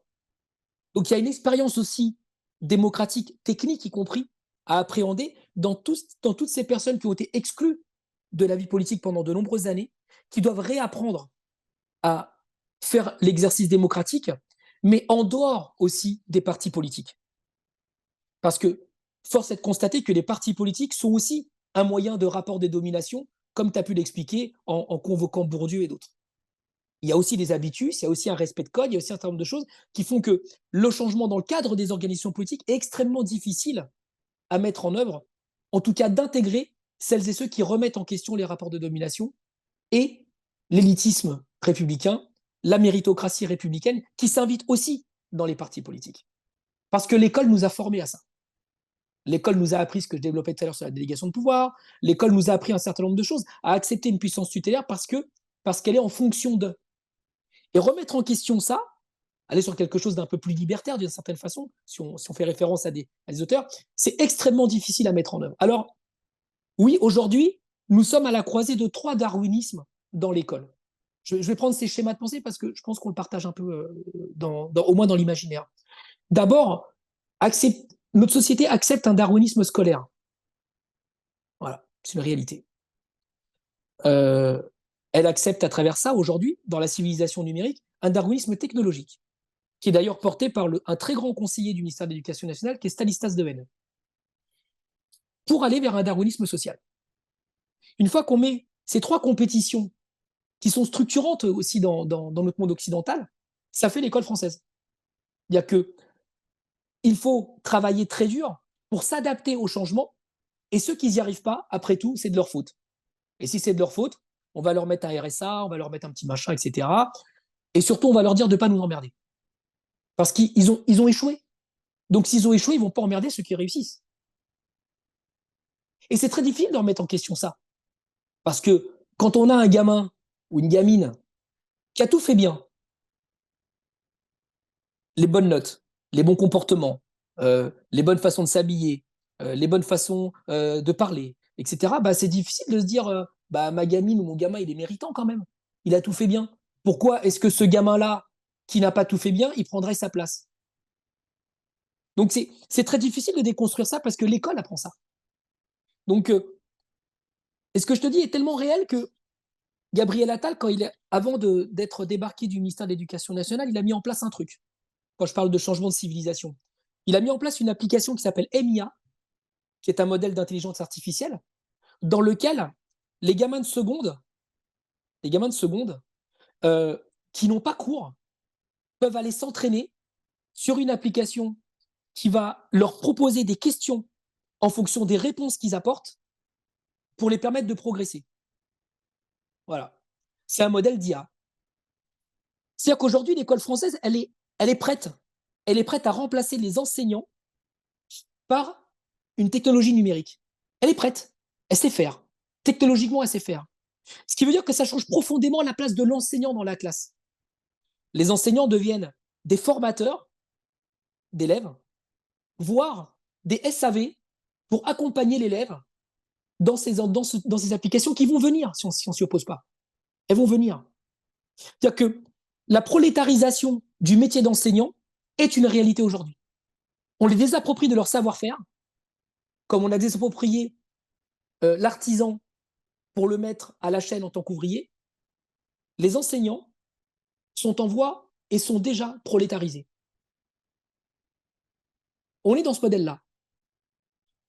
L'autre exemple que je peux donner pour étayer mon propos, c'est devoir fait. Devoir fait, c'est quelque chose dans lequel les gamins vont en classe de permanence, surtout quand ils n'ont pas cours, ou les classes de perm, dans lesquelles ils sont censés travailler. Et on dit qu'un enseignant de français au collège, parce que c'est là que se fait le tri académique, en troisième notamment, moi je suis prof de français, donc je ne peux pas aider le gamin en maths, parce que je ne sais pas faire des maths. C'est-à-dire que le cloisonnement du système éducatif est un frein à l'accompagnement des élèves, à l'autonomie de travail face à l'exercice demandé. Donc, ce n'est pas grave. On va leur mettre une application numérique. On va leur mettre des programmes digitaux pour faire en sorte que le prof de français, même si ce n'est pas faire des maths, ce n'est pas très grave, parce que la machine va le faire à sa place. C'est là où tu deviens un formateur. C'est là où tu deviens un accompagnateur. C'est là où tu es prolétarisé, un peu comme dans un film de Charlie Chaplin dans les temps modernes, sauf qu'à la place d'avoir un grand mur d'engrenage mécanique, tu as un petit écran de langage numérique. Et ça, c'est une profonde révolution dans l'école. Parce que le gamin qui ne sait pas utiliser un ordinateur, pas seulement en tant qu'utilisateur, mais de comprendre le langage qui est à l'intérieur, de comprendre la technologie numérique comme nous, on comprend la technologie de l'imprimerie. Une succession de lettres, ça fait un langage, et qu'aujourd'hui, une succession de 0 et de 1, ça fait un langage. Si on n'apprend pas ça, alors on fait des gamins qui ne seront pas dans la compréhension, l'assimilation de cette technologie qui pourtant envahit toutes nos sociétés. Et on est tous confrontés au même problème, quel que soit l'âge. Qu'on soit un gamin entre 0 et 3 ans à qui on donne des téléphones portables et qui provoquent des problèmes de développement dans les connexions neuronales, dans le cerveau. Il y a plein de. Je vous invite à lire un livre de Marie-Claude Bossière là-dessus, qui est une pédopsychiatre qui a travaillé sur Saint-Denis sur ce sujet-là, jusqu'à l'âge très avancé de nos grands-parents, en tout cas des miens, qui eux aussi sont confrontés à ça. Donc les ruptures digitales ne sont pas que le propre de l'enfant et du jeune. Ce n'est pas vrai que les digital natives connaissent ça, ce n'est pas vrai. C'est une construction, c'est une croyance collective. Donc, quand je vous dis ça, c'est que l'école est en phase d'automatisation, qui est très bien décrite par Bernard Stiegler. En phase d'automatisation, dans lequel l'enseignant n'est plus le berger de lettres que j'expliquais tout à l'heure, il est un élément, une sorte de contremaître qui va apprendre aux enfants à accepter cette société automatisée et des nouveaux rapports hiérarchiques aussi qui se mettent en place.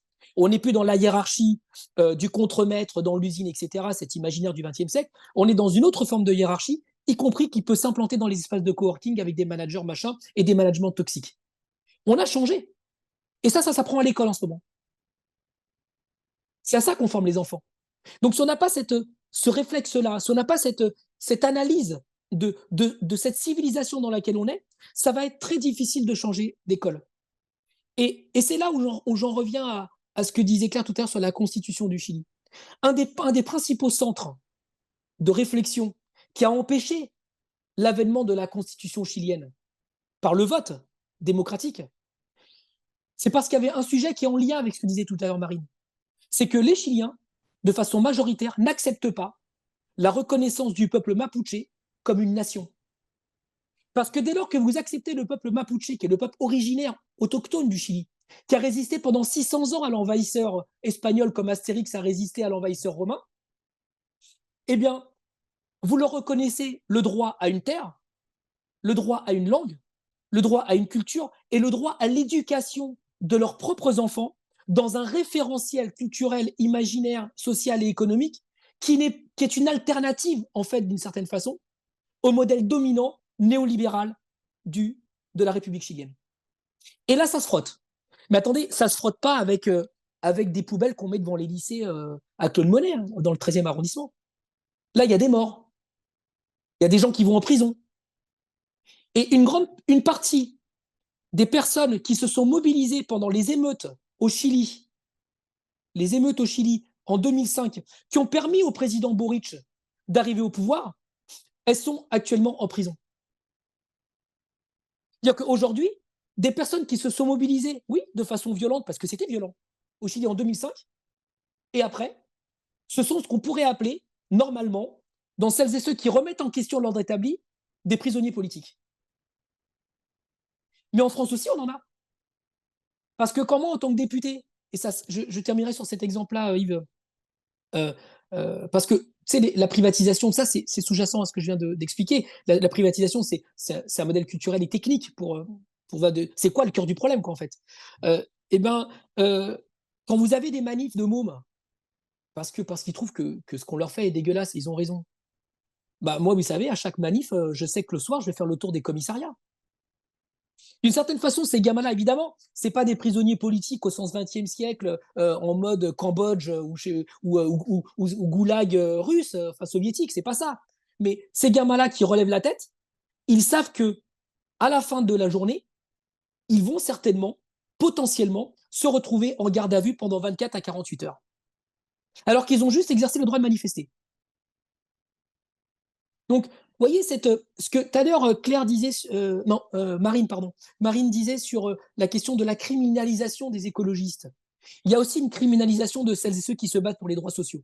En fait, il y a une criminalisation, l'utilisation de la loi, l'instrumentalisation de la loi pour faire en sorte que celles et ceux qui rêvent autrement, on les empêche de rêver. Et là, on est au cœur du problème. Parce que l'école est le lieu du rêve. L'école est le lieu de l'amour. On ne met pas nos enfants à l'école pour qu'on les maltraite. Quand tu parles des gamins de l'ASE, on ne met pas les enfants à l'école pour se dire que l'école publique, c'est tout pourri et que le seul imaginaire qu'on peut avoir, c'est de les mettre dans le privé, c'est-à-dire de payer pour que nos enfants puissent être protégés.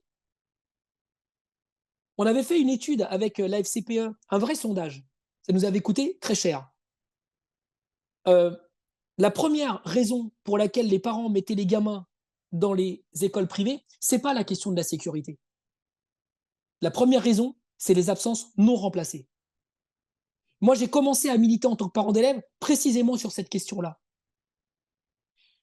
J'ai 50 ans. Mon gamin, il a 19 ans. Ça veut dire que ça fait 19 moins 3, 16 ans. Ça fait 16 ans que je me bats pour qu'on reconnaisse aujourd'hui que les absences non remplacées, ce n'est plus possible. Vous voyez, ce temps long, moi, je l'accepte. Ça me révolte. Des fois, je vous le dis, j'ai envie de tout péter. Mais je n'ai pas envie que mes enfants voient que leurs parents, comme seule solution, ce soit de tout péter. Parce que si nous, on se met à tout péter aussi, ce qui est une tentation, hein, je veux dire, je suis latino, je peux vous dire que des fois c'est tendu quand même. Je suis en train de leur montrer que la démocratie n'est pas une solution. Et si la démocratie n'est pas une solution, si la République n'est pas un modèle dans lequel on peut exprimer ça, alors ils seront soumis à n'importe quel populiste, à n'importe quel démago, juste parce qu'il fait 3 millions de vues sur TikTok. Merci beaucoup, Rodrigo. Pardon, j'ai été un peu long, Claire. Non, c'est ta digression sur l'éducation. On a travaillé de façon maintenant, non seulement en critique du modèle, mais en proposition de qu'est-ce que l'école que l'on veut. Et ça reste à créer sur les fondements de ce qui a été pensé dans les années 70, malheureusement sur ce qui est devenu l'école, mais aussi comment elle est intégrée dans le système néolibéral majoritaire. Alors, j'avais vu que Catherine avait une petite question, et puis après, on en restera là si vous voulez bien. Catherine. Ça y est, j'ai mon son, oui. J'ai plus vraiment de questions parce que Rodrigo, il a gentiment répondu pendant son intervention. Ma question portait sur le fait que, à l'école, justement, on ne fait plus société, ce qui était au départ un peu le projet de l'école, c'est de faire société, et que l'abondance des filières, des groupes de niveau, je ne sais quoi, sépare les enfants en les empêchant de faire projet groupe commun. Et je trouve ça très très grave, hein. Et ça a été accéléré par le Covid, bien évidemment. La période Covid a été un champ d'expérimentation sur la séparation des élèves de leurs enseignants et de leur gestion de groupe dramatique. Mais il a répondu quand même, merci Rodrigo d'avoir répondu globalement à mes interrogations. C'est pour ça que j'ai baissé la main. Vous m'entendez là? Oui? Oh là là, ça saute un peu. Il y a 2-3 petites précisions demandées, Rodrigo, je crois que c'est à toi que ça s'adresse. Sur le nom de la psychiatre que tu as citée, c'est Patrick qui demande ça. C'est Marie-Claude Bossière. Voilà. Et attendez, j'ai vu une autre demande de précision. Non, bah, peut-être pas. Voilà. Bah, écoutez, en tout cas, franchement, c'était vraiment passionnant. Merci beaucoup, Rodrigo. Et Merci à j'espère vous. qu'on aura l'occasion donc, de se reparler et de faire vivre ce collectif et de construire ensemble ce projet de société et cette utopie qui doit l'accompagner. Là, j'avoue que je partage entièrement cette nécessité. Donc, tu as les remerciements de tous les participants et on a Merci à vous de